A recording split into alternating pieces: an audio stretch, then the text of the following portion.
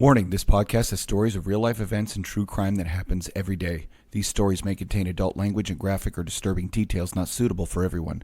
Listener discretion is advised. 132 in Bush, I've got him at gunpoint. They're pulling them out.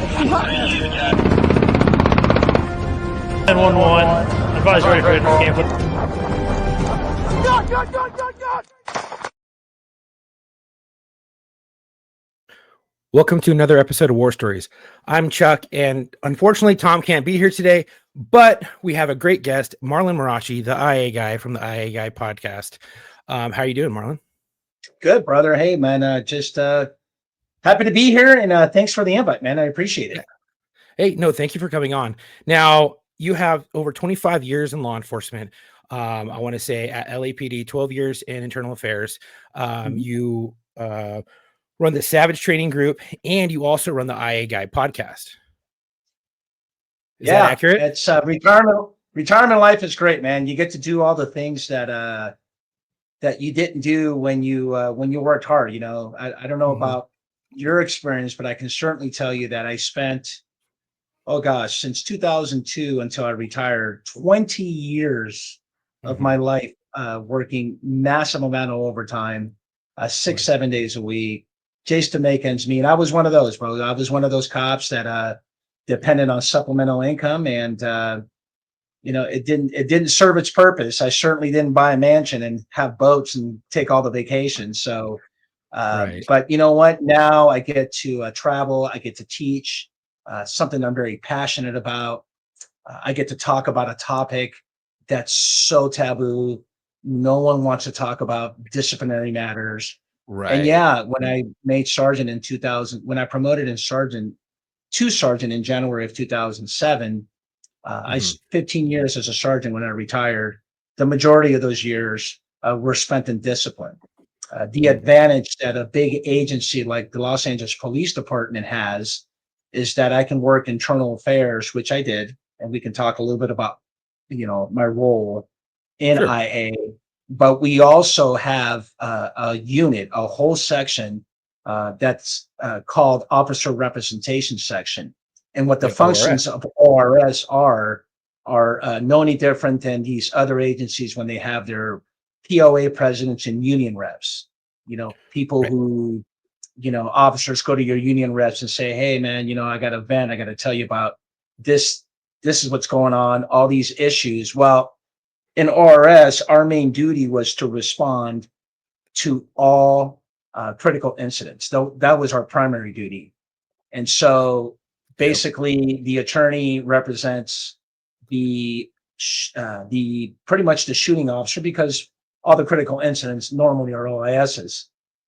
And so basically the attorney gets paid the big bucks to represent the officer, and guess who's left doing all the other percipient witnesses and walking them through the whole process.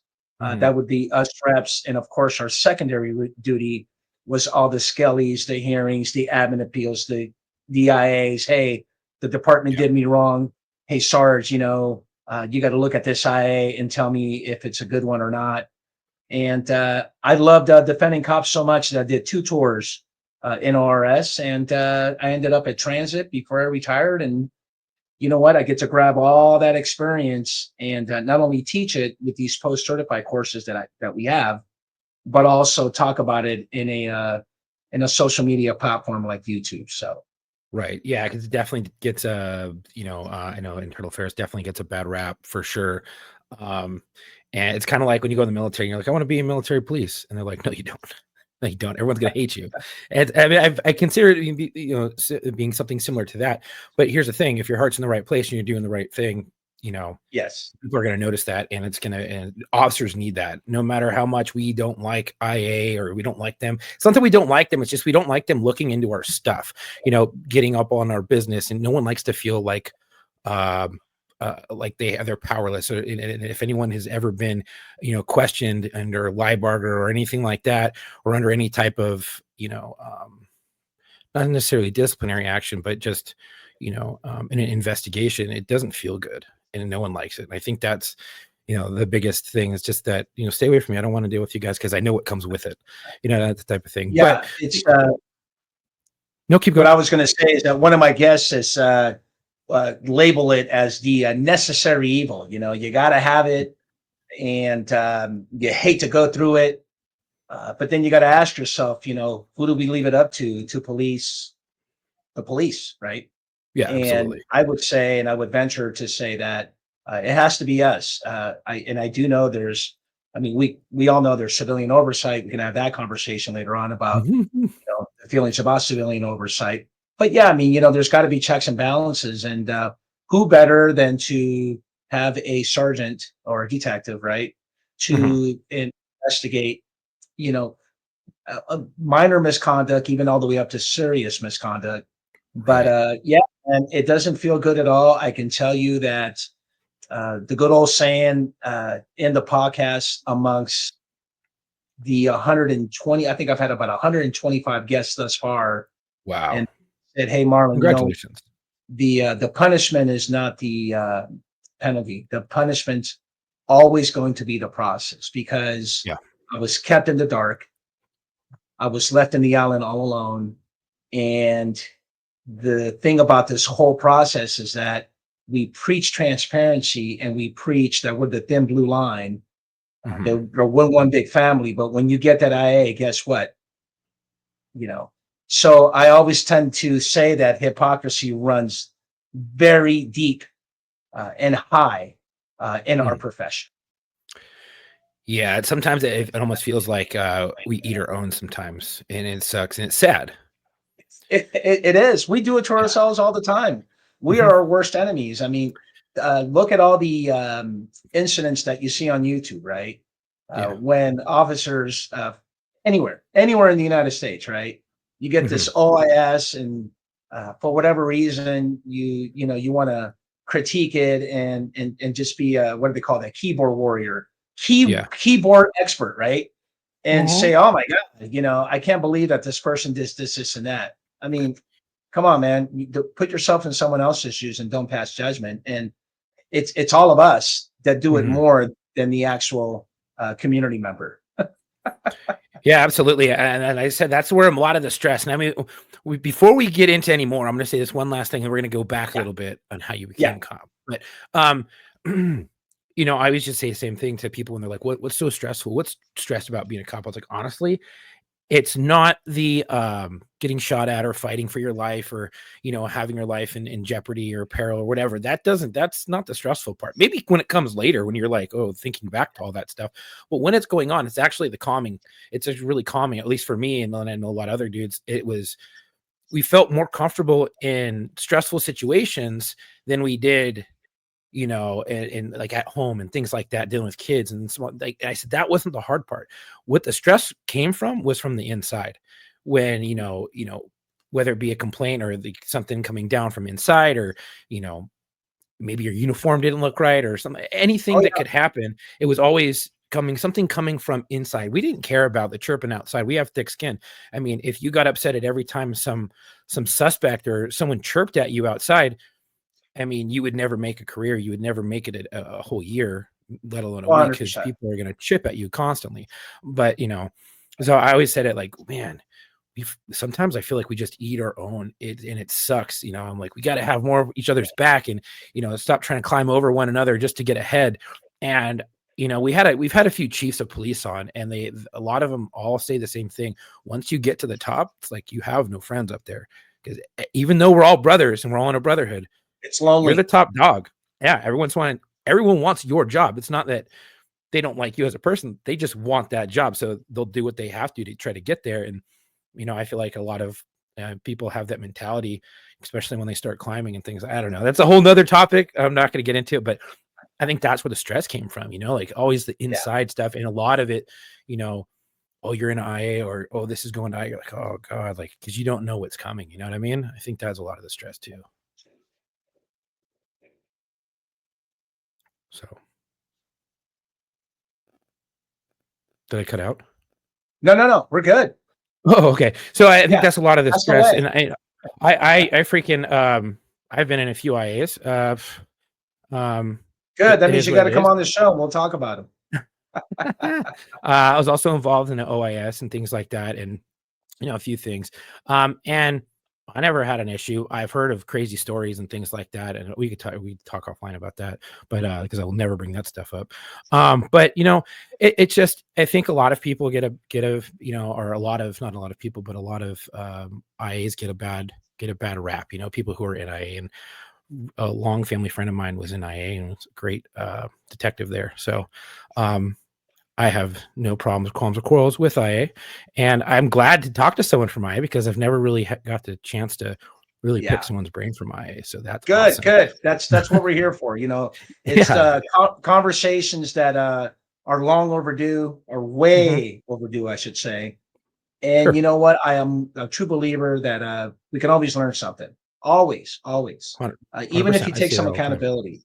I mean, a lot You of know my guests, I haven't mm, had that many guests, but I've had some where they've taken accountability. Hey, you know what, Marlon, I screwed up on this IA, and I took some suspension days, and you know what, I'm a better person. Uh, oh, you yeah. know, because of that incident, I had to go through the storm to kind of really get it. Mhm. And then of course there's other alternative motives why I decided to do this, but mainly it's just reaching out to our law enforcement community, where there's a lot of mis there's definitely a lot of misunderstanding. Yeah. There's this perspective that people lack about the IA process, and Sure. I'm going to go out and say that I want to say that internal affairs is misrepresented to some degree.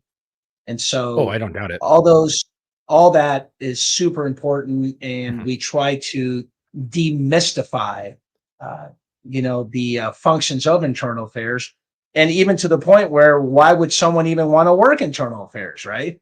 Right. you know I I mean, mean, no I can think cop of ever. so many different reasons. Yeah, I mean, no cop. Think about it. When you came on the job, and I'm never going to get into why I decided to become a police officer, but certainly when I came on in July of 1998, the last thing on my mind was IA.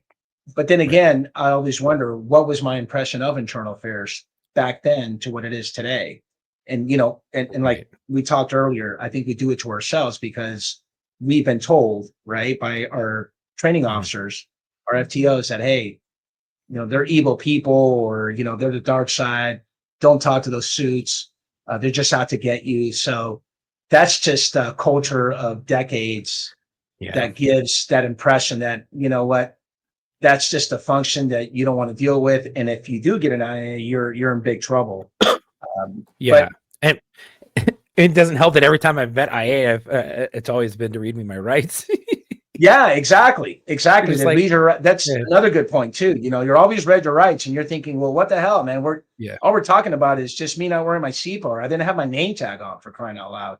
Here's a better one. I didn't leave a business card when yeah, with at that radio call, at that call for service. And now I'm right. getting jammed up, and you're reading me my Miranda rights. Wow, I feel like I'm being Yeah. treated like a 187 murder suspect, man. No one likes to be treated like a suspect, or No feel like they one's have treated no like a control. suspect. It's uncomfortable. Yeah, for sure.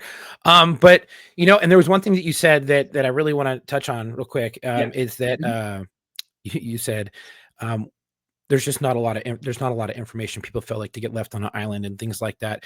And I think a lot of law enforcement, a lot of police work, we end up doing that to people. And we don't fully Yes. explain a process. We don't fully explain something, whether it be you're booking someone's kid on a 5150 hold, and you don't fully explain the process and what's going on from there, and Correct. they feel like they're being left out. The same thing, officers feel like they're kind of being left in the lurch, or and things like that when processes are going on because it's not fully explained to them.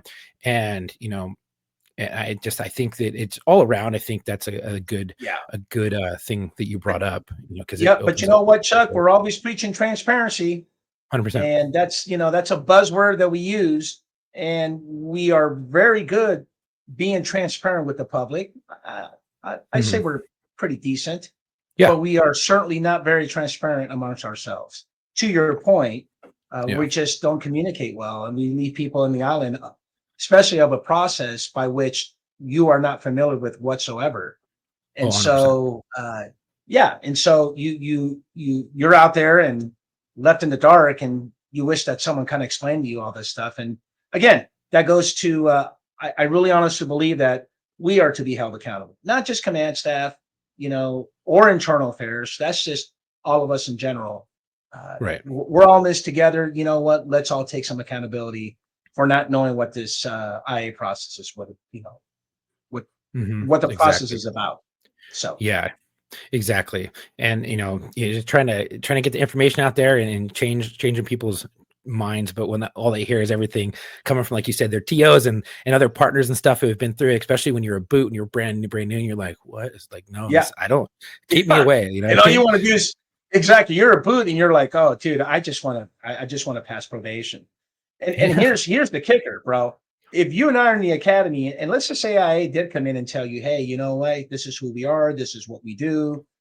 Here are do's and don'ts, pros and cons. Don't, stay out of trouble, walk a straight line, don't cut corners, whatever, right? Mhm. Have that integrity, be honest, forthcoming, trustworthy, and all that stuff. Bro, even if you came in and did that, I'm probably not even going to be uh, focused. Why? Because all I Yeah. care about is getting those LDs done, and I just want to Mhm. graduate. We all just want to get to graduation day. So Absolutely. Yeah. And that's what it's all about when you're in the academy, is just getting through it and getting done and getting out. But before you even got to the academy, what caused you to want to become a police officer? And of all of the agencies in California, why the Los Angeles Police Department? couple of reasons. So once I didn't want to re-enlist in the Navy, so I didn't want to do another extra 3 years. I was stationed out in Oh, you were a yeah, squid. I was a squid, bro. I Nice. got 2 Westpacks under my belt, bro. I was in an Nice. aircraft carrier, and I did my time.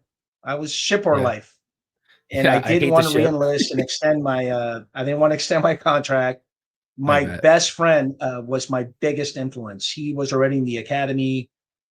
He chose LAPD. I lived Nice. here in the San Fernando Valley, 818, baby. All the way since I've gotten here from Peru back in 1980. So I'm giving up my Mhm. somewhat of my age, but I just didn't. I didn't think otherwise. I don't. What I didn't do is definitely not apply for the sheriff's department, because what I didn't want to do is graduate the academy and then go right into a jail facility and Right. learn custody. That wasn't Yeah. That life sucks. that wasn't in the plan. Right. Because I see, you see the shows. I think at the time also we had Life on the Beat. That was so motivational, bro. Yeah. I remember Life on the Beat. And I had a that's watch commander who was on Life on the Life on the Beat. Beat was bomb, dude. It was so like, wow, you know what? I can't wait to do this. Now, of course, I got to go on the record that I did have my concerns and my fears, right, Mhm. about carrying a gun, getting involved in an OIS, uh, and and at the time that I was applying, there was this landmark case out of the state of New York. I don't know if you remember this. Is in the early '90s. Diallo, it was a Diallo shooting where it was a young black kid that was walking on the sidewalk up into his apartment, and 4 NYPD officers get out, and he reaches for what appears to be a weapon, and I want to say it was just an object. I don't recall if it was a wallet or it was a sharp object like a pen or something, or a lighter, right? And next, they popped 44 rounds on the Ooh, kid, and those cops ended up getting criminally filed on. And the trial was on TV on all mhm. major channels. And so for me, I was just like, dude, I don't want to be that. I don't want to be that officer, right? Right. And then, of course, the riots in 1992 happened, and I'm just like, this is just not right. But you know what? My best friend, man, I really leaned on his decision making, his influence. And once I actually applied for the LAPD, and that was the only agency that I applied for. And when I passed my written and I was in backgrounds, all my fears and my concerns turned into motivation and dedication, right? I was pumped, dude. I was like, man, I can't wait to get that letter that says you've been appointed to the LAPD Academy. Oh, So yeah. yeah, man, Great. you're taking me back. This was July of 1998, July 6th on the Black Line, man. I swore in. So Nice. That's awesome. Over there at Elysian Park in the oh, they're basketball an stadium. EP, man. Yeah. That's that place. It's still standing. It still looks good. It's still functional and still operational, and they're still expanding on it. And I can't wait to see what it looks like in the near future, because it's, if you walk up in there before you get to the ranges and you pass all like the old brick and everything, you walk in and Yeah. it's what you see from the old Police Academy movies. That shit was awesome. Going back to that, in the academy, remembering that and looking up and be like, I used to watch these movies growing up with my dad, and being there and going through it, I'm like, this is freaking awesome. And then seeing how it progressed and what it looks like today, it's crazy. It's turning into a really good facility. And I think most of us on the department, we all hope that will be the number one spot just to go to the academy. I don't think anyone likes ARTC. By the Yeah, airport. that building is still up and running, but I want to say that the Davis, I think it's called Davis Training Facility here in the Yeah. San Fernando Valley, not far from my house, that is the state of the art academy, and I want to say it's somehow, some way, everything's pretty much going to end up going there. That'd But be EP great will if still be standing. So yeah, I mean, but they keep putting the classrooms over there, which is good. But if they could build on Davis and make it a full blown 100% insulated academy, and maybe do the first month over at EP, so you get that nostalgia, back, and the history from everybody before you, who was on the department, went to the academy there. But to then just do everything at Davis would make things so much easier. But so you got through the academy, and where did you do your probation at? Foothill Division. Nice. I was in Foothill out there, the Rock, bro. Ugh. I was, I want to say at the time it was considered the second largest division in LAPD. The first one was West LA. I want to say it was 56 something square miles. It's massive. huge. If you got a hot shot, or or a backup, or an officer needs help call from the station to the Rock, stand by. It's going to take you a while to get there. Even on what people call grays, we call morning watch, on watch 3. It's gonna take a while. I remember I'm going to talk about war stories. I remember once we had these suspects proned out in the middle of the street in the Rock, right? For those that are not familiar with what they call the Rock, it's off Sunland Boulevard up to 210. And yeah. Yeah, in Tahunga, exactly. Sunland, Tahunga. And what ends up happening is I have the shotgun, I got the tube, and I'm holding and waiting for backup. Yeah, right by the Sizzler. And I want to say like it was on Foothill Boulevard. Okay. But we were in a parking lot somewhere, and they were just proned out. I think there were 4 or 5 non-suspects. Anyways, Makes sense. they're out there, and the whole time I'm thinking to myself is, you know what? Don't fucking drop this tube, dude. And it started getting heavy as I'm just pointing, because my FTO is next to me. And in my mind, I'm just thinking to myself, just don't drop it. Don't drop it. No matter how heavy, bro. We must have waited like, even if it was 5 minutes, it felt like 15, 20 minutes. It's probably 15, 20 minutes, to be quite honest. Like it's up there. Yeah, I always told up people, the if you have tube, to just put a sitting there backup, going, call oh, Glendale. dude, this is getting so heavy, dude. I can't drop it, dude, because yeah. I'm going to get chewed out, dude, and it's not going to look good. No. Yeah. Was that the Remington 870, or was that Yeah, did they have the old school. Yeah. The wooden grips and stuff like that. Yeah. Yes. That's awesome. So you did your probation up in Foothill Division. That's a great place to do probation. Gives you a lot of the experience of like a fast-paced division. It's like the south end of the valley. You know what I mean? Yeah, no, totally. It's one of those. Well, I will say this. If you're familiar with LAPD and all the divisions, of course, having to reflect on it now, right? Not then, but now, is on any given Friday night, for the most part, from like 4 p.m. all the way up till the crack of dawn the next day. It doesn't matter what division you work, dude, you're chasing the radio. You're chasing it all night. And that's what it felt like. I mean, you compare us to Van Nuys division, for sure they're doing it.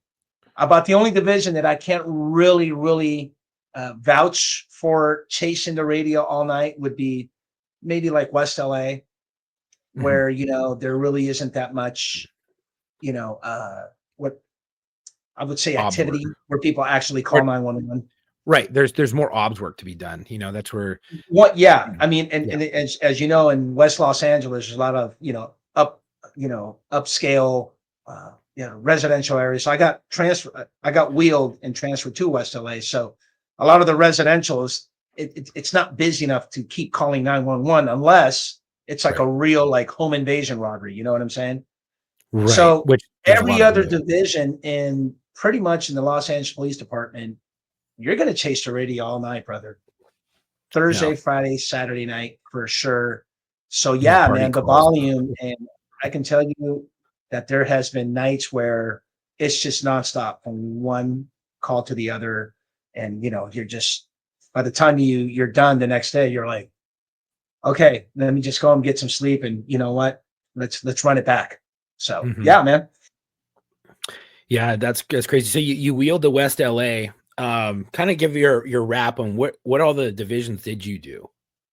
So From Foothills, West West LA. LA, I stayed there for I want to say about close to 2 years.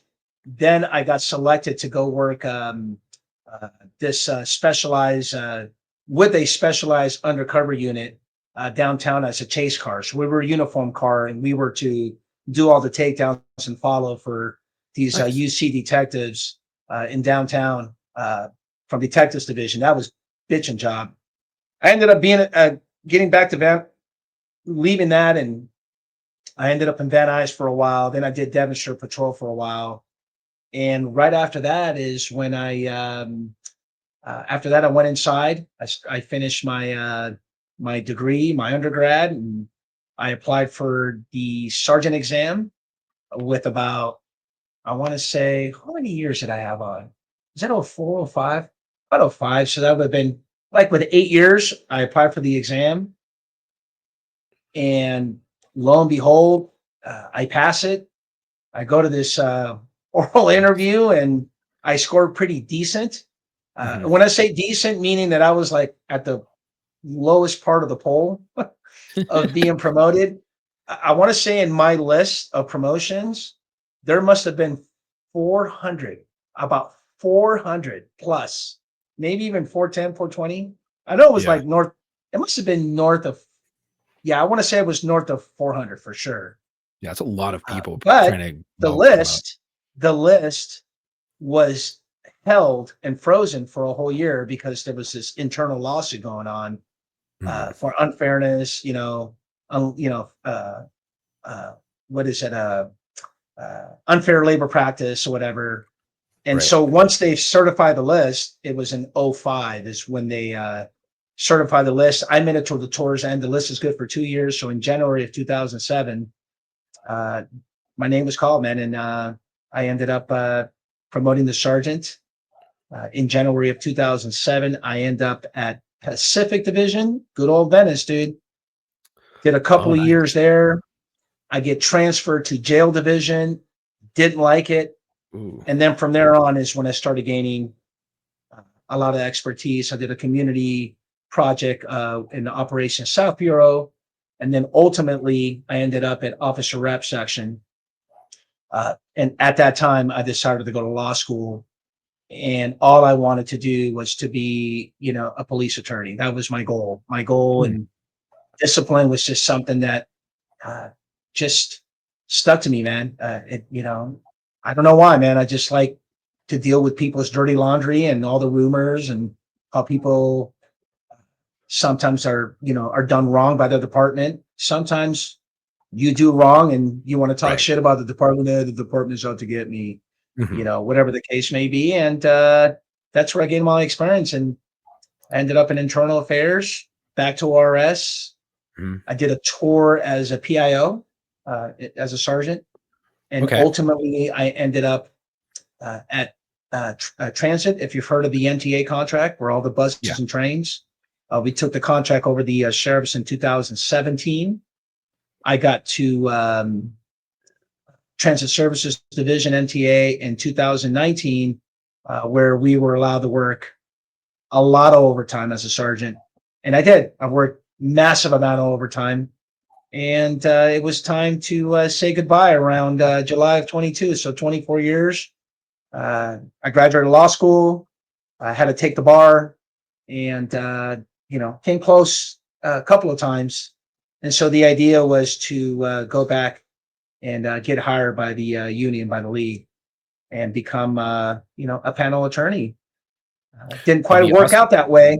Um, Yeah, so that'd be awesome to come back and do that and to help, those other people. And you're like you're saying, oh, why am I doing all this? Well, are you glutton for punishment? I don't think so. I think that you want to help other people. Though I think a lot of people who get into law enforcement, we're considered fixers. We want to fix other people's problems yeah, because maybe we can't fix our own. Who knows? But yeah, we want to fix and help other people, and that's exactly what's I think transferring over is still that need to serve and want to help other people, and knowing that long term my body maybe it won't be able to take patrol or whatever yeah. law enforcement for the rest, and wanting to help other people. I mean, that's great. Get a lot of experience, help other coppers, help other things. And that's probably why you got into IA too. Yeah, there's well, interesting you say that because when people do ask me, and I've never been really been asked until lately when I've been doing some guest appearances. We're like, hey man, Right. why'd you go to internal affairs? Even when we teach, we ask, hey, who wants to go to internal affairs, right? And of Right. course, you get answers like, well, it's a feather in the cap for the next step, right? To get I've heard that. promoted. Yeah. I can tell you in LAPD, you want to get that Sergeant 2 spot, which is that rocker, right? You have 3 stripes and you want to Hmm. get your rocker. And I can tell you in LAPD, a rocker is very hard to find. It's like an upgrade, it's a promotion. So one Hmm. of the ways of doing that is to go inside, and internal affairs just happens to have a lot of these spots. And so I was, I was in discipline already. I mean, I was already defending cops, so I already had a Right. big interest in discipline in misconduct. So this was, yeah, I wanted the money. You get paid more. Yeah, absolutely. It's pension based, but for the most part, it's honestly out of all my assignments and everything that I've done as a cop, that was the most uh, growth that I got because I dealt with cases where officers were being brought up, accused employees, sergeants, even lieutenants, mainly officers and sergeants were being accused of, lying, for being accused of perjury, misleading statements, conduct unbecoming, really bad things that they did off duty that really left a horrible scar, reflected very negative on the department. And the chief is saying, hey, you know what? I'm going to recommend, well, number one, I'm going to direct you to this hearing, right, to this border rights hearing. But my Hmm. recommendation is going to be removal. I do want Ooh. to terminate you. However, your fate lies on this panel to determine whether or not you're found guilty or not guilty. And if you're found guilty, we're going to go to the penalty phase and impose penalty. And that Right. penalty, hopefully, it's going to be what I recommended, which is removal if it's serious misconduct. So that's what I dealt with. And that's where I learned the most because there's not one incident or one scenario that you can think of that I haven't read, practiced, or presided over. And that's where I gained all my experience. And you know what? Interestingly, out of all, now that I have a chance to reflect, as I sit here before you, is Hmm. now, today, after the podcast, after this consulting and, you know, reviewing IAs, doing biopsies and audits and analysis on IAs for others. This is probably the most relevant, I shouldn't say probably, definitely the most relevant and the most purpose I've had in law enforcement because now I get to help out others with that others that absolutely have no clue about the process, Right. and I get to kind of call you out. When I say you, meaning the department. Hey, you know what? Right. Yeah, you didn't do this one right. And oftentimes we don't get it right. And so Hmm. that's what I'm here for. And it's been quite a journey, bro. I'm enjoying the ride. I bet. My whole career, I never, I never wanted to do anything with IA. I've had a few IAs. I was like, dude, stay away from me. I was always had that bad stigma. I was on probation. Boom, freaking IA because some lady lied. And the whole before it used to be, your supervisor could say, we're going to take that. That's not a fucking Right. complaint. That's Yeah. bullshit. And then it turned into everything is a shall report. Right. So if I may interject, let me jumped up let me your educate guys' you a stuff. little bit because I've learned a lot. Yeah. So here's the way the LAPD. This is how it went down in LAPD. So in the early '90s, in the mid '90s, you had the crash units. Rampart being the scandal, right? We all know about the Rampart scandal, right? Correct. And Started by so after the CHP, by the Rampart way. scandal, which by the Started by way, CHP. yeah, which by the way, the Rampart scandal is not a scandal. LA Times just made out to be a scandal. Oh, I'm When it sorry, that was Rodney truly King. I'm sorry, correct. I The saw Rodney it King before. was in '92. That's Rodney King. I'm sorry, that was started by CHP. My bad. I'm Right. brain farted. We'll strike that It's from the okay. record. I'm not a complete Right. idiot. So the Rampart scandal You're talking about is Rafael Perez. basically two officers in the crash unit, Nino Durden and Ray Perez, who decided to be what I consider Pablo Escobars in uniform. These dudes were just out there being thugs and drug dealers, gangsters. Right. But however, what people don't understand is that the crash unit, not just in Rampart, the majority of crash units had like over 20 police officers, 4 sergeants, and a lieutenant. And they all report to the captain 3 in the division. Well, Right. let's not say that all these crash units are just, going out there buck wild and, doing what they got to do. So as a result of the scandals, when Chief Parks became the chief of police in January of 19, I think it was January. Well, it was 1997. His first special order was, you know what? We are taking every single complaint, every allegation. If you walk in the front desk of any police department, it doesn't matter what they're claiming, whether you think it's frivolous or false or it's being fabricated or not, or misrepresented, you are going to cut paper. You're going to do that face sheet. So zero tolerance. Prior to 1997, to your point, sergeants had the discretion to either, okay, maybe this is an IA or it's not. Mhm. And they took that power and authority away from all sergeants when the Rampart incident scandal went down and Chief Parks became the chief of police in 1997. So they call that a 181, which was the form. Fast forward to 2001, when we went on the consent decree, they switched it to a form called a 128, which to this very day, LAPD still uses that jargon, where every other department says, hey, man, I'm getting IA. An LAPD employee will tell you, hey, bro, I got a 128, which is the same thing. Yeah. So there you go. And I learned all that from having my guests come through and talk to me. I had a lot of guests to talk to me about the scandal. I had one guest who presided over internal affairs post Rampart scandal, in which he being the section supervisor of his other sergeants, they had to settle over 500 cases. That's a lot. I mean, and when I say settle, what this is in internal affairs, telling the chief, you know what, we got this wrong. Yeah. Completely wrong. So these 500 cases, they're unfounded. They got to go. This should have never even been an IA in the first place. Wow. That's a lot. Yeah. Yeah. It's a lot. Yeah. And not many people know that. So. No, I mean, and thank you for sharing that. That's crazy. I mean, wow. Rafael Perez or Ray Perez, or one call him. Yeah. That dude was a bad dude. He legit was a criminal. Like, yeah. 100%. Legit, and he's out now. For people, if people don't know, he's out now. Only reason I think that he's out is because he had an immunity deal and he came clean on some shit from stuff that I have heard that I can neither confirm nor deny. I not going to give out names, but I heard a lot of stuff about that guy and how dirty he was, and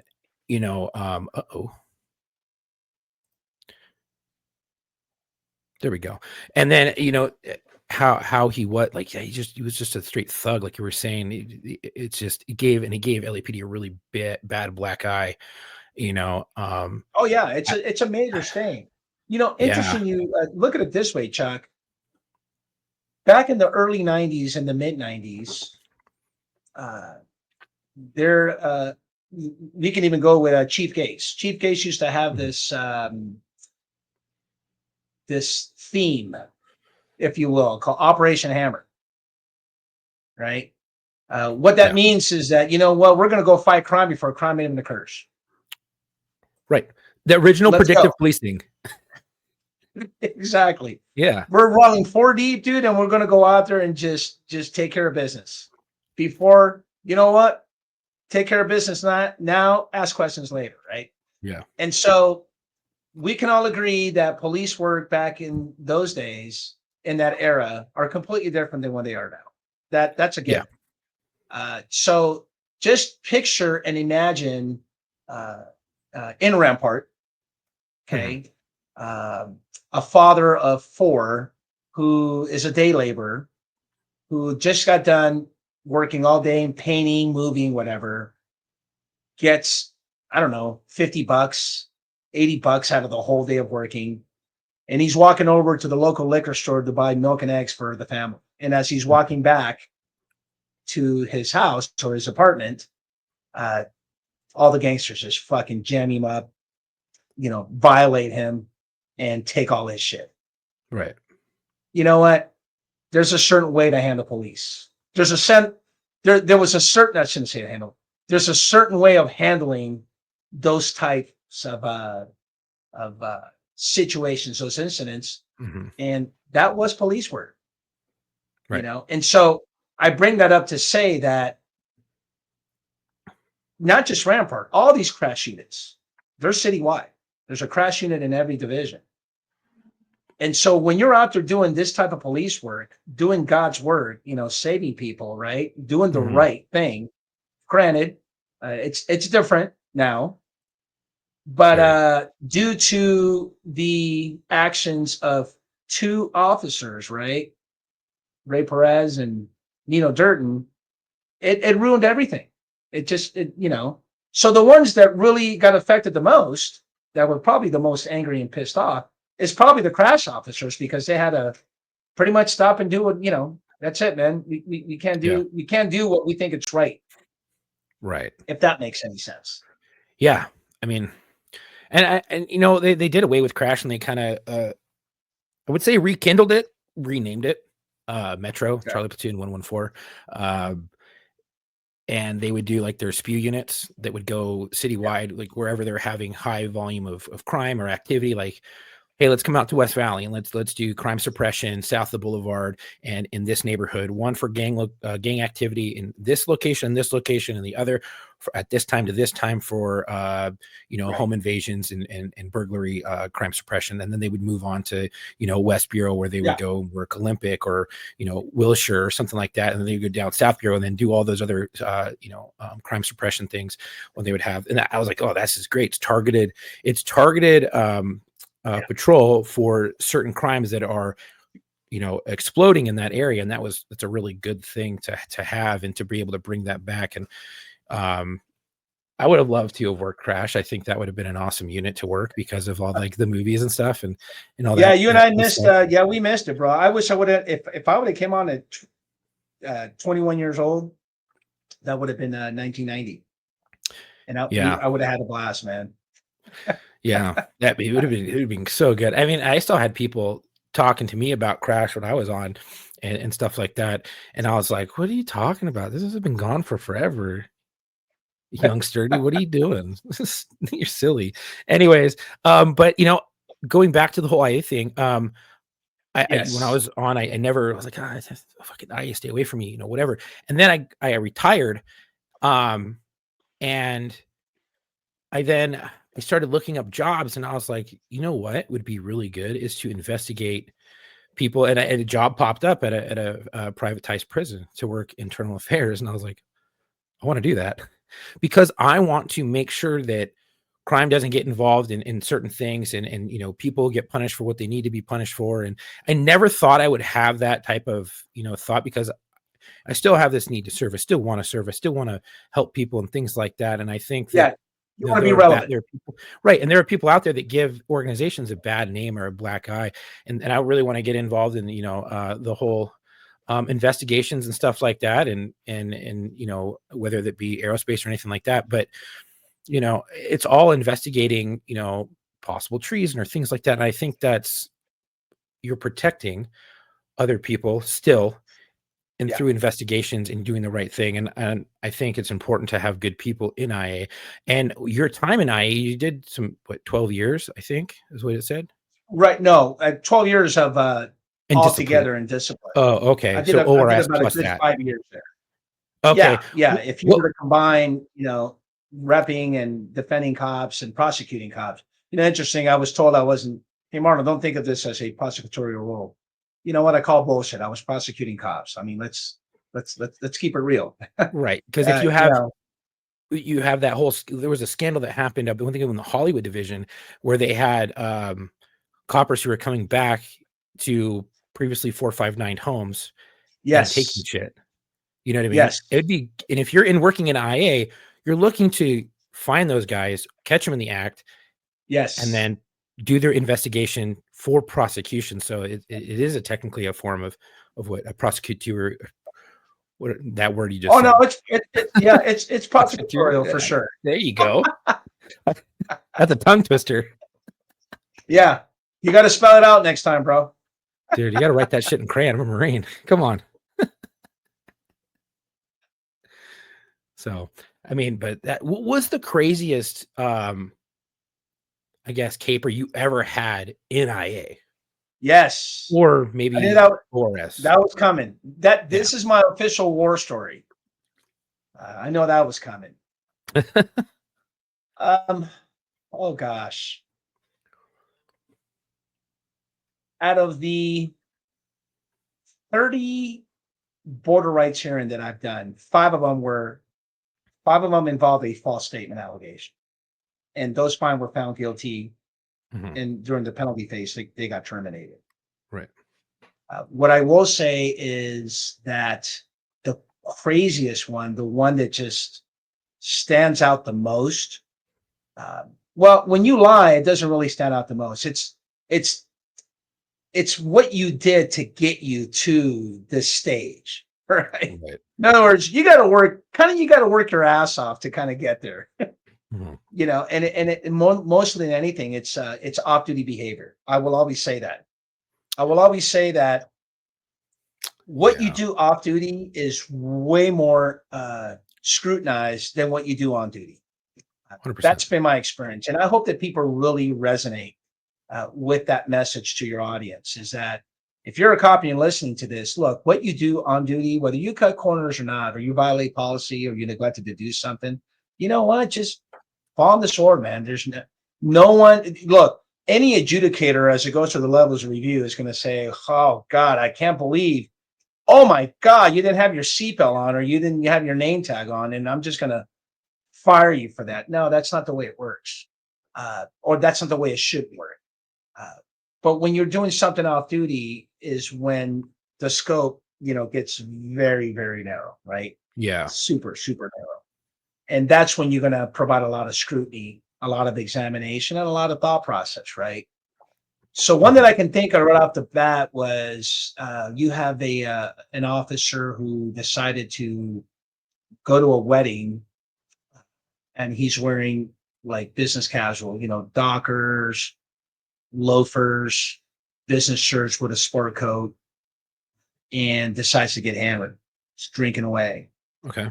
jumps in a car and starts driving. And on a red, he's on the left-hand lane. He decides to blow the red, and boom, he crashes into two cars. So he's P1, he's party one. You got Wow. party two, boom, and then party three, boom. All cars end up in the embankment of a Rite Aid parking lot. Okay. And he decides to just get out and run.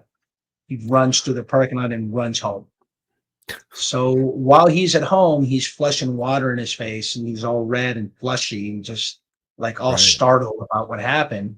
He says, "Oh shit, you know what? I forgot my guns back in my car." So he decides to uh, put on flip flops with gym shorts and a white T-shirt and starts stumbling all the way back at scene. So he goes back to the scene, and by then, the outside agency is already investigating.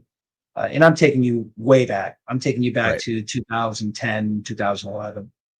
Hmm. And so, uh, where we had recorders. So this is pre-body one camera era. Hmm. And so the officer who's investigating all this asks him, "Hey, you know, is this one of your cars?" He goes, "Yes," and proceeds to tell him that he's an off-duty LAPD officer, and my gun is in the car. And of course, he says, "Well, he can tell that he's just wobbling. I mean, he looks completely uh, drunk as a skunk, Right. if you will." And proceeds to ask him, "Hey, how much? You know, did you have anything to drink?"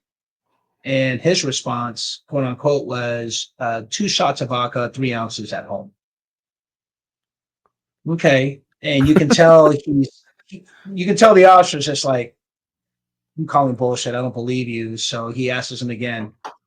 This is all on audio, and you can tell he's all, "Okay, sir, you know what? I'm going to ask you again. Well, how many drinks did you have?" And he sticks to, "Hey, 2 shots of vodka, 3 ounces at home." Who? And Well, so first of there, all, who sticks with their answer is 3 ounces? Who in yeah, their right something like mind? that. No sober person would be Yeah, like, "Yeah, I had 2 shots, 3 ounces each." You just be like, "I had 2 yeah, drinks at the bar." yeah, something like that. I'll never forget that. He just, I Sounds suppose he okay. calculated his ounces, right? That's how you know you're lying right there. So then the sergeant comes over and says, "Hey, man, is that your gun over there?" He goes, "Yeah." He goes, "You sure you didn't have anything to, you know, really? Did you have anything to drink tonight?" And he sticks with 2 shots of vodka, 3 ounces at home. Hmm. And so, okay, all right.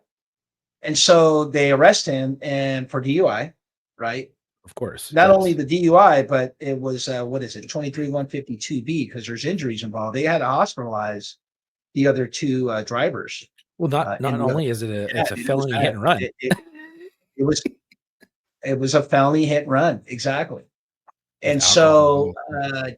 he blows .22s is what he blows, Oh, that's pretty good. and so he proceeds to go to work and pretty much tell his I think it was his captain at the time that basically he fucked up. So he comes clean to the captain, Oh, yeah. uh, and the captain somehow, some way, tries to circumvent the process and go to his bosses to let internal affairs know that, hey, you know what, you can charge him with the DNIs and that, but don't charge him with a false, because you got two false statements. You got a false statement on the police officer, and you got a false statement on the sergeant. So you have two Right. right there. Uh, Not to mention that when the sergeant from this outside agency calls the division LEPD to says, "Hey, come pick up your officer," Mhm. while he's driving home, the sergeant's saying, "Bro, what the fuck happened, man? What did you do?" And then he proceeds to kind of tell him the same, "Sarge, I swear, man, I only had a couple of shots of vodka, 3 ounces at home." Well, that's kind of technically, that is a false. However, there is a peace officer Bill of Rights violation somewhere in there, because, you know, you can't really be having a conversation of alleged misconduct without any representation. So we kind of, Right. you know, we put that aside. The incident, the situation is already bad enough as it is.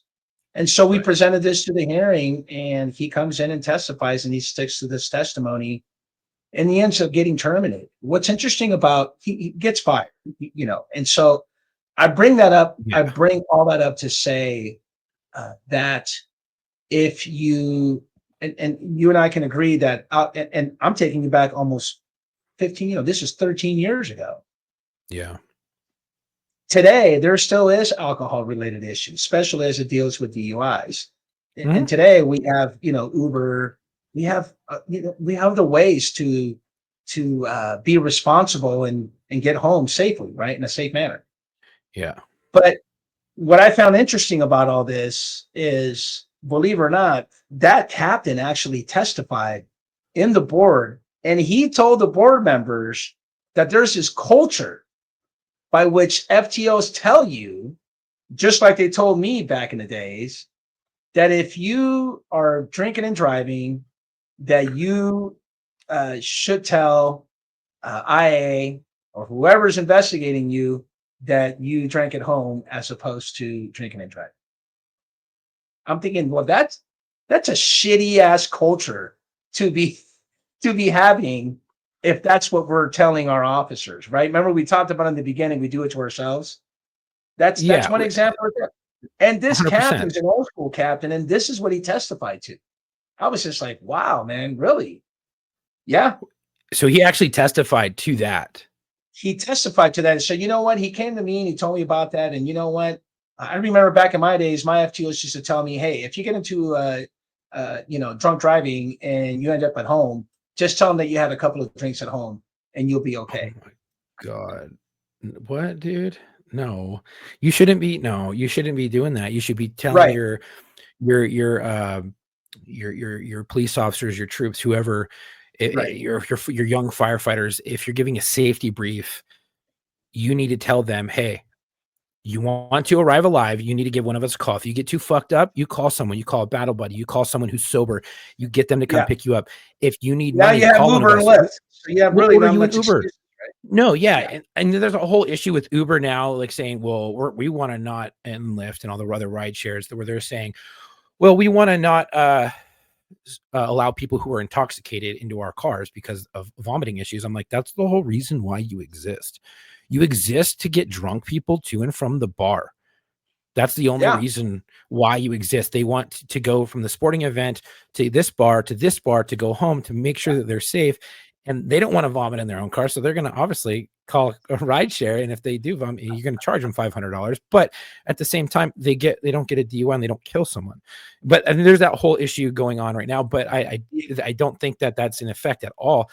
So yeah, you really have no excuse. And I implore supervisors out there, if you're giving a safety brief to someone, don't say that. Don't be like, yeah, just tell them if you get popped for DUI, tell them that you had drinks at home. That's just telling them and reaffirming, hey, drink and drive, it's okay.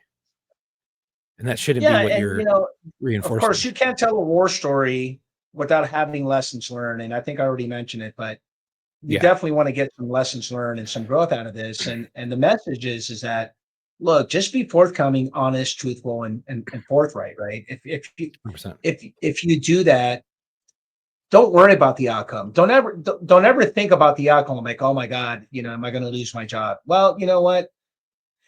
In life, sometimes God presents you with situations to test your strength. I'm a big believer and I'm a man of faith. Faith has it that maybe you have to go through all this, maybe even get fired, right? To know that you need to better yourself as a person, forget your profession. And sometimes there's leniency. Who knows where you work, man? Maybe some chiefs are pretty lenient. Hey, it's your first offense. And I understood, but once you lie, and what I bring that up is because one of the board members, after we concluded, right, we're done with the hearing, he did come up to me and say, hey, Marlon, you know what? I didn't need the false statements. The minute that he ran away and left the scene of this traffic accident, that was enough for me to fire him. And so, I mean, another lessons learned, man. Hey, you get into a traffic accident, don't be that person. So I would say that's like the number one thing to get fired on any police department is get DUI, hit someone, or get into a pursuit and run from the police or run from the scene of a crime, like a DUI. That's the number one way to get fired. I've seen so many probationary officers get fired over DUIs and things like that. Shit, we had one get involved in a pursuit and it ended in mission division. I was like, holy shit. That was one of our probationary officers. I was like, oh, that's cool. And then he came in. I was like, oh, that's him. I was like, I was watching that on the TV working one night. I was like, that's crazy. I'm just like, dude, you're cooked. And it took him forever to go through the process. They allowed him to continue to work to get a paycheck. They didn't assign him home. I was like, well, that's kind of cool. I mean, you're losing your job. Like, we all knew it. He knew it. And I was like, at least they're giving you 4 months, 5 months, working at the station, getting paid. Yeah. before you get your shit canned. I mean, at least they're giving you an option to get a job and whatever. But I'm like, Yep. dude, bonehead move. Like you drink and you Yeah. get into a wreck or you run from cops. Like, oh my God, dude. Don't do that. Like that's the number one thing to not do. And I don't really have sympathy for people that, that will do something that is egregious and they know it's wrong. Yeah. I don't have zero sympathy for that type of stuff. I mean, we had a fucking dude, uh he's one of our Boots classmates. He ended up killing someone in Pomona. I want to say Pomona, and then ran to Mexico. Copper. Yes. Yeah. Yes. Were you working at that time? I remember. Of course, I remember that Well, incident. working IA at that time. I mean, that shit was crazy. I I was wasn't like, working holy on it, but I crap. remember the incident quite well. Yeah, and people were scared. I'm like, dude, they were coming up to me. I'm like, what do I do? I'm gonna talk to him. I'm like, hey, look, like you didn't do anything wrong. Be straightforward and honest. Tell them everything they need to know about this guy because, yeah, he may be a cop, but he just fucking murdered someone.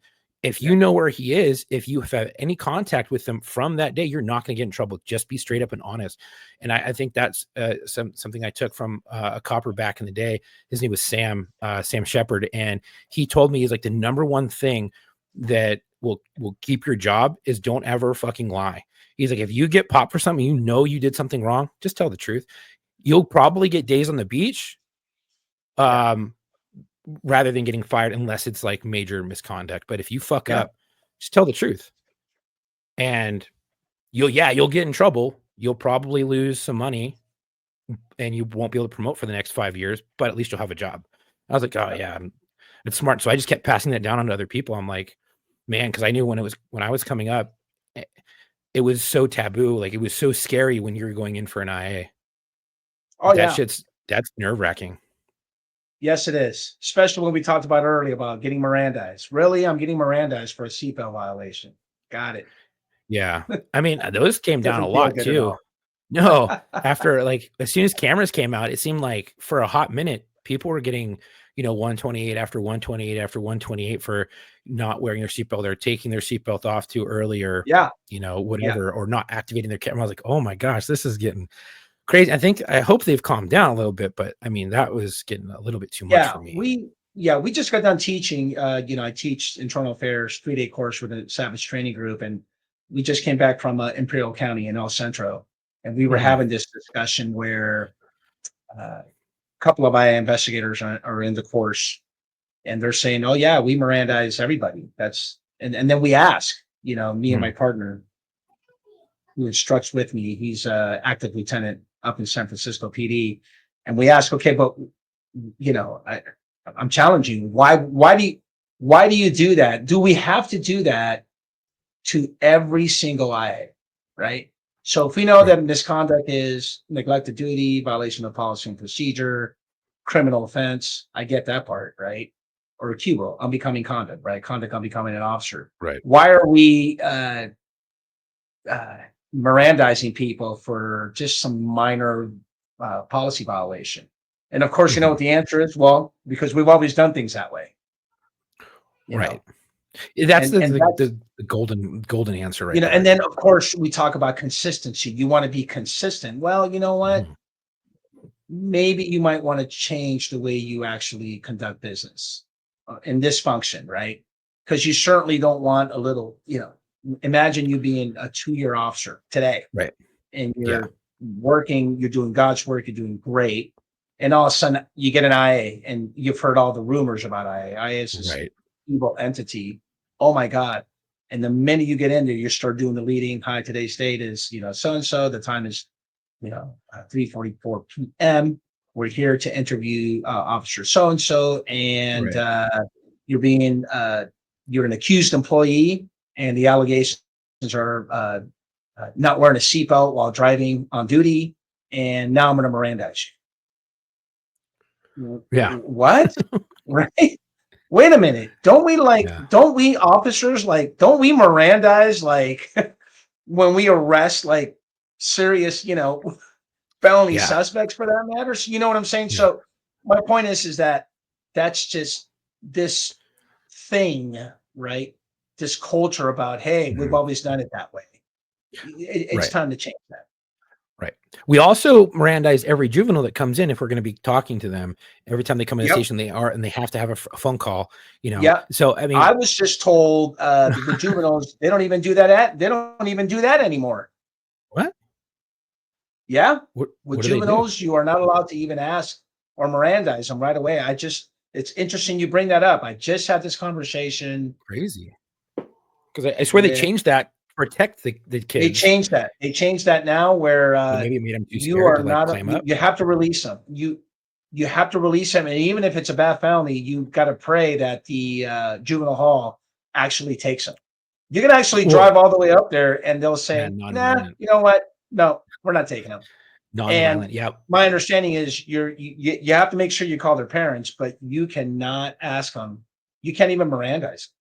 really. If I wasn't mistaken, when we did kids and stuff like that, like 300 welfare institution code, and we would take Yeah, them for protection and stuff like that, we would have to. They're like, "Hey, don't forget to Mirandize." And I'm like, "That's gonna make them correct. scared because we have to Chuck, talk to them."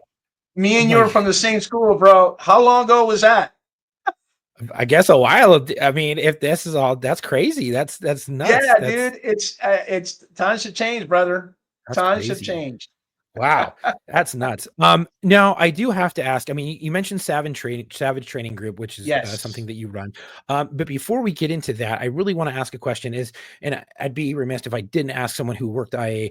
I've had so many friends and things like that that have either had IAs or I've seen um, guys get relieved of duty at work, and then they come back and they get their job back.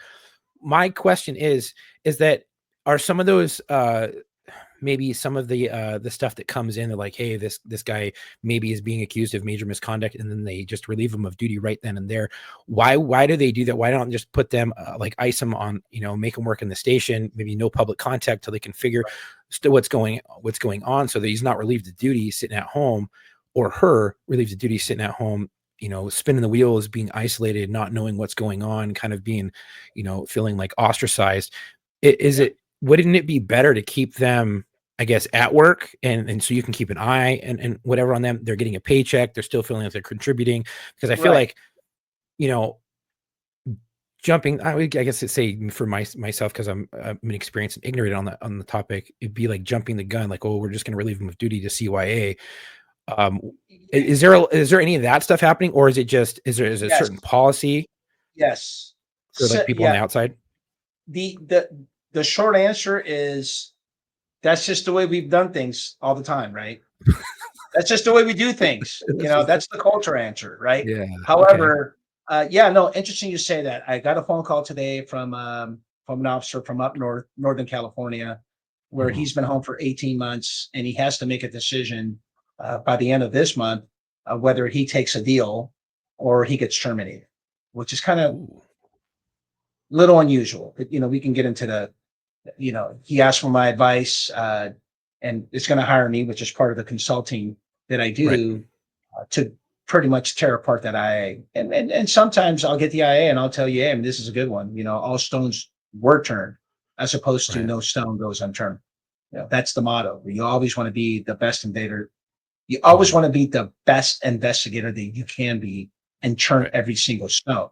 So going back to, so what I will say is that with small agencies outside of LAPD, uh, there is some liability issues where, you know what, if it's such serious misconduct, I think it's just best to just put them on ice at home and just have them reporting and pay them and Okay. await for the completion of this internal affairs investigation. And same thing happens with internal affairs with LAPD too, right? Uh, Yeah. you can be alleged with some serious misconduct. Uh, they'll send you home. Give me your gun, your badge, and here's a memo that's going to tell you all the conditions. And at some point before the 364th day, you're going to get served. And chances are, if it's that serious, you're going to be directed to this tribunal hearing called the Board of Rights. Right. But other agencies are no different in terms of sending people home. And I suppose that's just it's probably a better way to practice that way.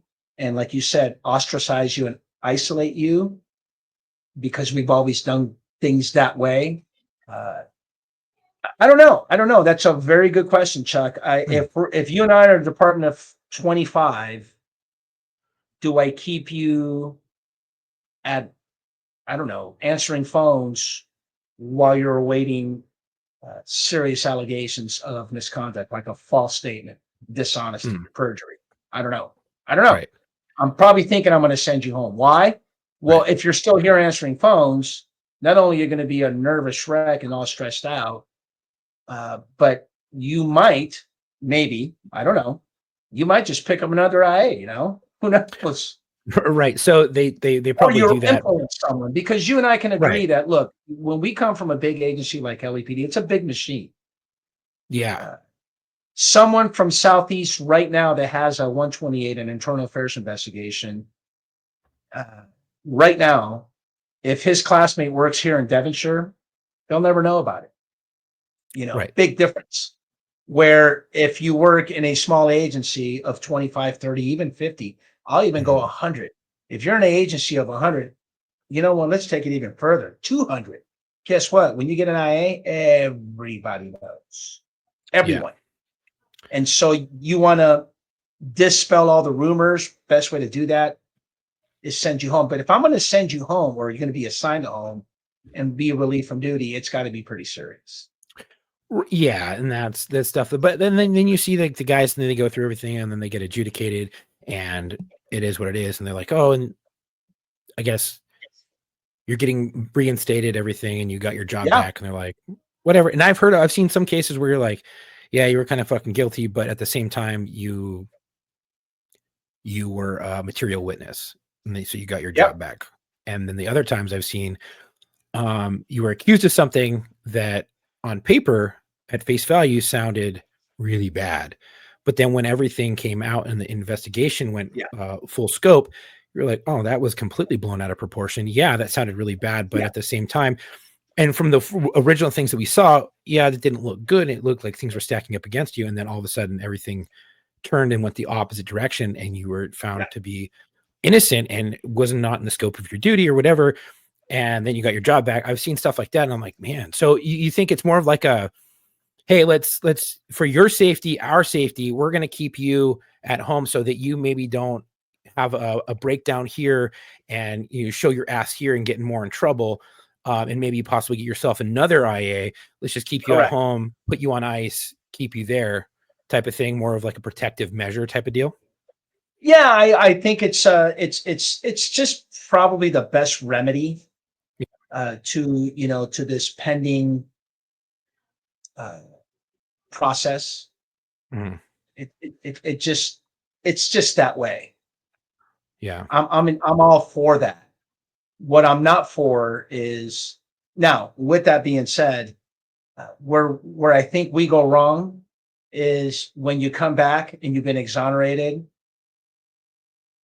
Sometimes there isn't that accountability, that apology. One, Right. two, um, I'm supposed to just, in my darkest moments, I was in the island all by myself, and now, hey, come back to work, go log on and Yeah. push the sled, Yeah. sorry, and move on. Yeah. I There's no want to say, in real, a big agency, a I'm big sorry. machine like LAPD, LASD, any big machine in the United States, I I I would say that your immediate supervisor, your immediate commanding officers should have that responsibility to uh, welcome you back uh, with certainty, with warmth, and hopefully he Mhm. he or she was there through you throughout this whole process. But in a small agency, hey man, that's got to suck, bro. And I don't know that. What I Yeah. do know, what I do know is, because with the consulting work that I'm doing and all the conversations I have throughout California, up and down Mhm. uh, the state of California, is in teaching, is it happens a lot, man. It happens more often than we want it to happen, and I just don't know if there's a solution to that. Uh, Well, I'm I think it kind of goes back to your original statement, when we first started. Um, not just accountability, transparency, but explaining what's going on so you don't feel like you're being left on an island, Yeah. explaining the whole process of what's going on. And then when you come back, explain it further and be like, hey, my bad, our bad, their person's bad. Don't worry, that person's been fired. Or yeah, that citizen who made that complaint, so that's either a false report, or we Yeah, just and didn't I have enough and we're sorry, right. The other thing too, Chuck, would be I think what would kind of soften the blow as you're going through this Right. whole process would be, hey, Chuck, you know what? I just got this case. I'm going to look at it and give me about 2 weeks. Let's schedule for the compelled interview, right? Make sure you get your attorney or rep. And, Mhm. hey, Chuck, thanks for showing up. Let's get this done. Hey, Chuck, you know what? I'm going to write all this up and turn it into my boss. Hopefully, give me about a week or two. I'll Mhm. turn it up to the next level review and see what's going on. Hey, Chuck, you know what? I turned it into my lieutenant dude. He's taking a look at it, right? Hey, Chuck, you know what? The lieutenant's going to show it to the captain, and we got it back, but there were some grammatical errors. We're turning it in, so you should be hearing from the captain soon. Hey, Chuck, you know Yeah. what? The captain told me to tell you that he's going to be presented to the chief in the next briefing. Uh, hey, Chuck, you know what? It was presented to the chief, and you know what? They're going to make a determination by the end of the month. You know what? And if we get it wrong, Uh-huh. you, Chuck, at least you know that I kept you informed and I Right. communicated with you and I was transparent with you Mhm. throughout this whole process. That Yeah. is probably if listen, if we're not doing that, we should. Yeah, I mean, I think that's super And I'm important. not going to blame, I mean, there's thousands of agencies in the state of California. I'm Mhm. sure someone's listening or watching or hopefully, learning that that's probably the best way to do it. I agree. Keep people informed and make them feel Yeah. like they're in the loop so that they don't feel Yes. You alone, have a because vested that's interest, regardless of exactly the outcome. Hey, man, you right. know what? Here's a perfect example. You remember the incident that shot not too long ago where there was a Sacramento PD officer that arrested that dude that had fentanyl. He arrested him with fentanyl. He arrests in the report. He puts Right. that he didn't collect the evidence. He goes to the bathroom stall and he fucking starts smoking it up. And Right. now he's ODing, right? Yeah. Mhm. That's a perfect example. And I did a breakdown on that, just a quick breakdown on it on Instagram where I said, look, we know that he is going to end up getting terminated and he's probably going to end up not being a police officer ever again, right? You have Senate Right. Bill 2, they got to inform post SB 2, the whole nine, right? He's going to get Yeah. decertified. But why don't we, because what's going to happen? You know this as well as I do that we can just fire him, wipe our hands clean, and he's out of our Yeah. lives. He's just a Mm. serial number. He's just a bad Yeah. number. But why don't we get him some help? Why don't we know that he has an addiction, right? A drug Right. addiction. He's going through a lot. It was Whatever like a divorce triggers or that, something, right? whatever it is, you know what? Right. Whatever the case may be, why don't we wrap ourselves around this officer Mhm. and let's get the IA done. Okay. Normally the IA takes about what, 6 to 8 months. We have a Right. whole year, right? 3304 statute of limitations says that you have a whole 1 year to be served and adjudicated with a letter of intent in the whole nine, right? So got it. Mhm. Well, if we spent those 6 months and sent him away to rehab, then let's do so. Let's get him help. Let's be, human about this. Let's care. If we say that we care, but wait a minute, didn't we say that we're the thin blue line? Right. Didn't we say that, we are one big family? We take care of each other. Yeah, absolutely. So that's a perfect example. Look, this guy's going to get terminated. His career is over. But Right. before we watch him right off on the sunset and walk out that door one last time, let's get him some help and at the same time go through the IA process. And that's just me. At least that's the way I see it. I mean, that'd be But great. I think that's what we're missing, Chuck. Yeah, a little bit of compassion, a little bit of empathy. We have it for other people, not so much sometimes ourselves. It's kind Exactly. of like suck it up, you got it, deal with it. It's shitty, or embrace the suck. It's like all these are all common mottos that are used in military first response, things like that. It's like it's a shitty time, but you're gonna get through it. This too Yep. shall pass. All these different sayings. It's because it's shitty right now. Push through it. But at the same time, when you're dealing with something like that, I mean, yeah, it would be great to help this dude out. We know he's gonna get fired. We know he's not gonna be able to be a cop, but let's help him not become a statistic later on down the road. Yeah, it's going to eat up some of the resources, but it'll make you feel better at night, and maybe it'll help you sleep. I don't know, because if you feel just if that guy ends up getting fired and then eats his gun, or eats his gun from his Yes. house, not his pistol because it's from work because it's Yes. gone, you're going to feel It's like shit. doing You're the going to be like, right oh thing. fuck, it's doing the right thing, and I think It's that's doing the right something thing. that we need to have. And I don't know. Uh, there's so much that we could dive into, so much more. Yeah. But you have Savage Training Group, Mhm. and you have your podcast, Yes. the Internal Affairs podcast, the IA guy. Um, so why don't you talk a little bit about that and let us know what you have going on, and where we could reach you and all that good stuff. Yeah. So the Internal Affairs A Police podcast graduated to the IA Guy A Police podcast because at some point, as you can see, I got to brand myself, bro. Uh, who would have thought that you can have an IA guy and have a conversation and have some fun with it, considering this is a very stuffy, oh my God, I don't want to talk to IA. And Right. so, man, I've had a blast. Look, we started in December of Mhm. 2023. Our year anniversary was this last December, and we got to 1 million views in 1 year. And I'm That's blessed. awesome. You know what? I owe that all to my YouTube FTO. I actually had a YouTube incubator program. Shout out to Scott Simpson. He's great. I had to sign up and be part of his cohort, and he taught me everything from, oh, you name it, man, from thumbnails to descriptions to analytics to titles. I would send him thumbnails. I would send him shorts, and he would tell me, "No, do it this way, do it that way, do it this way. This is what the audience wants. This is your niche." Blah blah blah. So I'm very thankful. That's 50% of my success. The other 50% of my success is my editor. His name is Mohit. Uh, he has a lot of nicknames. He's Mohit Spielberg. He's Mohit Scorsese. And sometimes he's Mohit Tarantino because all his editing and all his shorts are just awesome.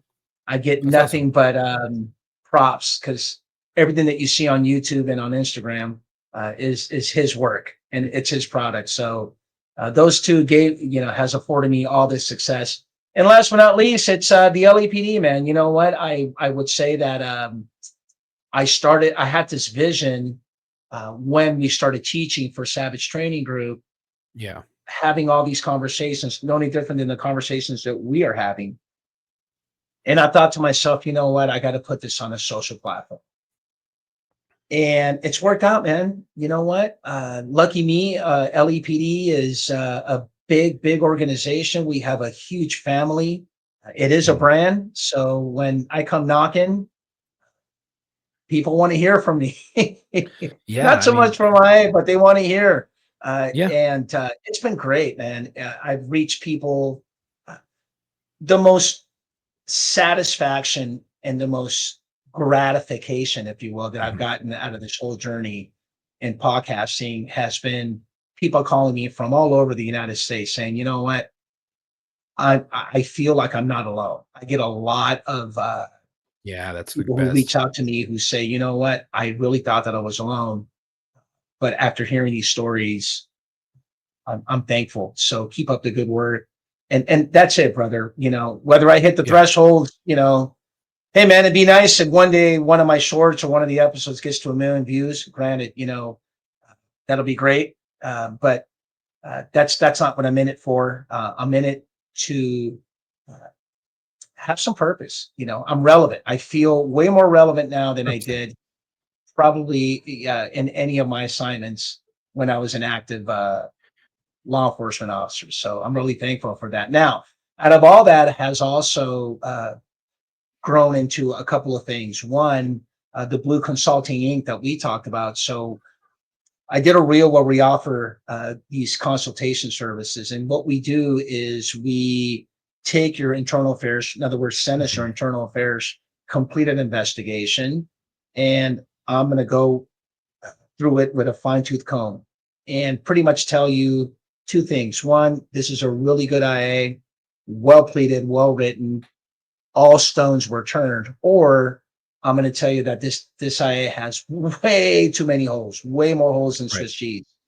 And so when that's the case, which has been with a couple of clients that I come on board, you know what, for a service fee, I get to do a full biopsy, audit, and an examination analysis, and pretty much tell you best practices, and point out all these holes so that when you do go to your arbitration hearing or any appeal process that you're experiencing, you're able to attach this biopsy report to your IA.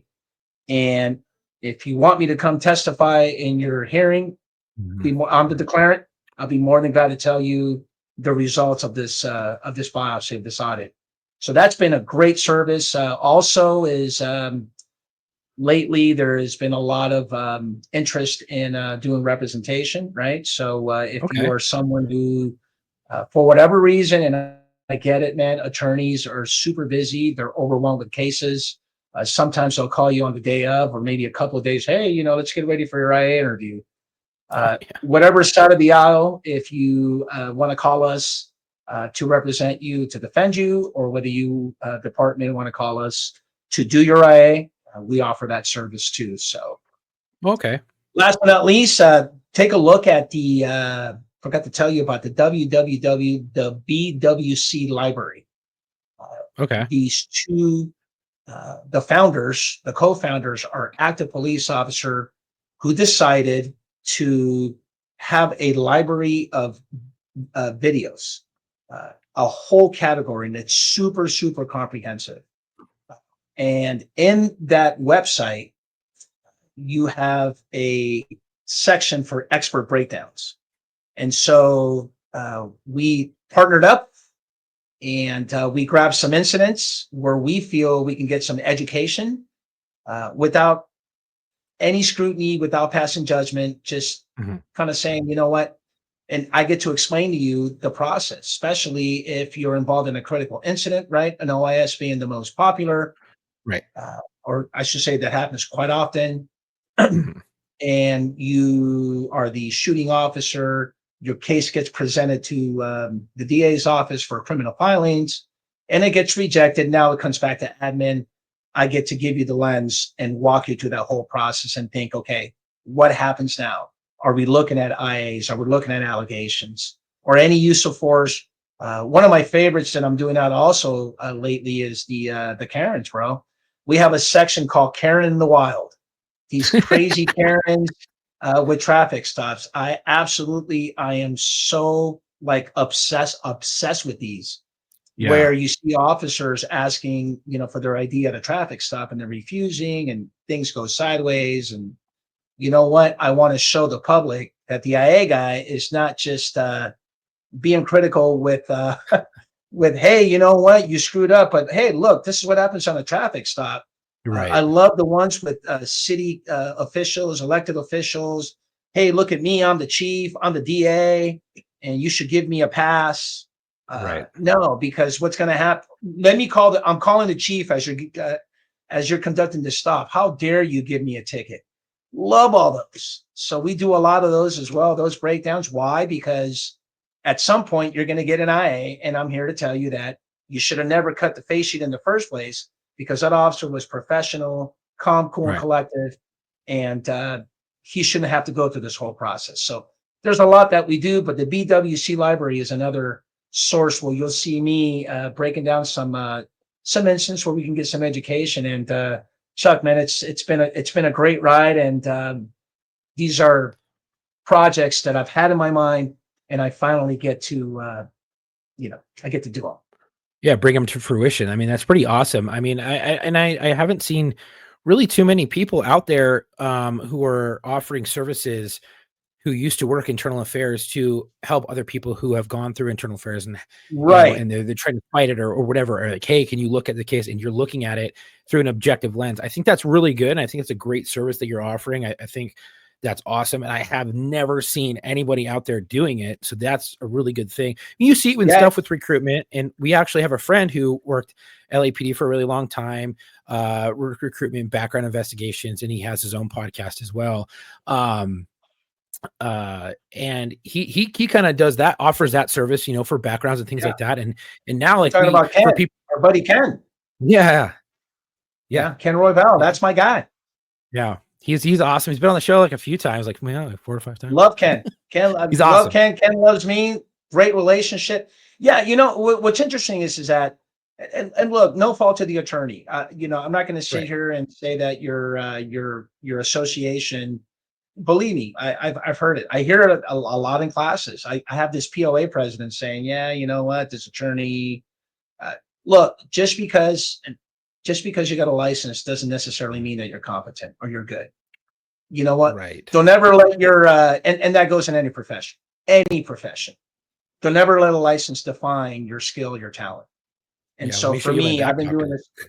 Yeah, and That and guy's and a here's the fucking deal: quack. when you're especially in this line of work, you know what? I'm a cop, man, and I worked Mhm. IA. So believe me, I know what I'm looking at, and I know where the holes are, if any. Right? Where an Right. attorney who's never been a cop, just might go through the motions. And I'm not. I don't want to seem as though a lot of attorneys are. I wouldn't say they're not competent, but you really some, in Yeah. my experience, are not really doing a full service, more so a disservice. Right. So Yeah. Too many of those. I mean, but I think what you're doing is freaking awesome. I think the podcast is a smart idea. I think the consulting and all that stuff is really good.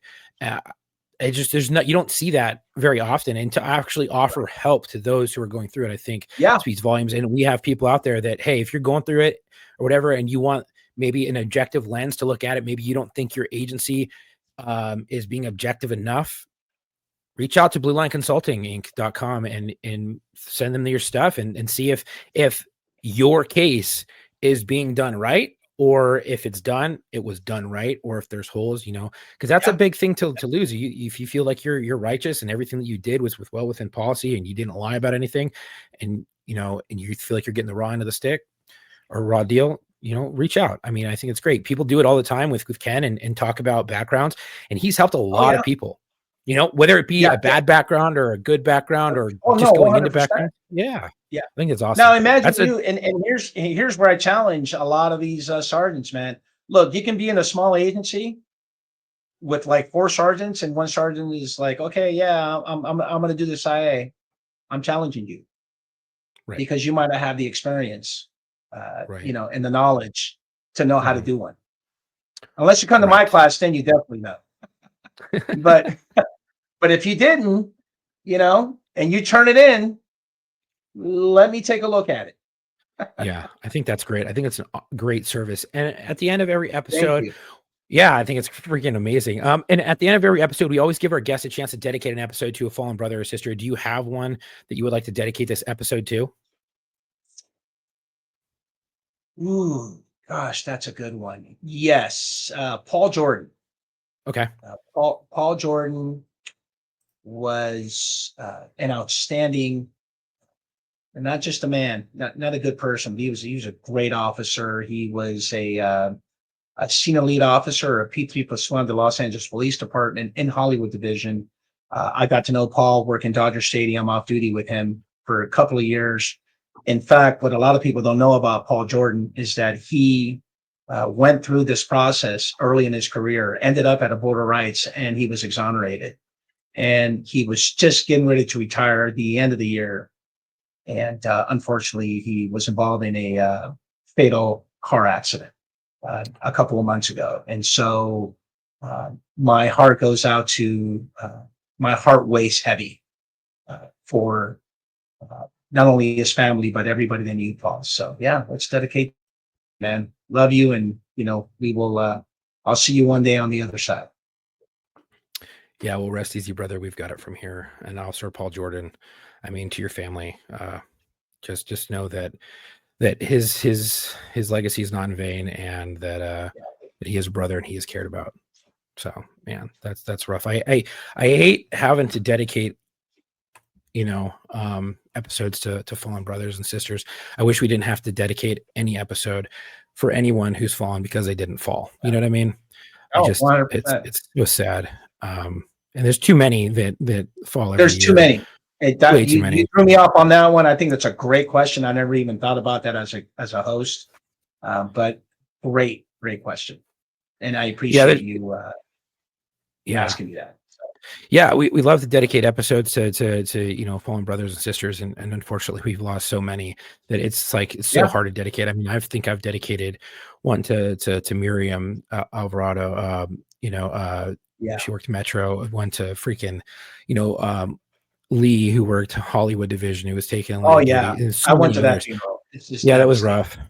That was a rough. I worked Hollywood that day. It was the next day after. And that was rough. It's so sad, and to all the families out there, to Gold Star families, and to those who have lost a loved one in the line of duty in law enforcement and firefighting, our hearts go out to you, and we've got the watch from here. It's so sad. I hate it, but it's necessary, I guess. I just wish that no one would die. I mean, it's just horrible. But I want to say thank you so much, Marlon, for coming on.